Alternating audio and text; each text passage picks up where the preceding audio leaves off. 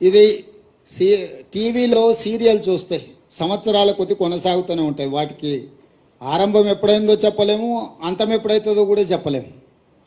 ఈ లిక్కర్ స్కామ్కు సంబంధించి కూడా కేసీఆర్ కుటుంబము, బీజేపీ ప్రభుత్వం నిరంతర ధారావాహికంగా టీవీలలో ఒక సీరియల్ను తలపించే విధంగా నాటకాలకు, డ్రామాలకు తెరలేపినరు. ఇన్ని సంవత్సరాల నుంచి కొనసాగుతున్న ఈ డ్రామా నిన్న అరెస్టు డ్రామాతో పతాక స్థాయికి వచ్చింది.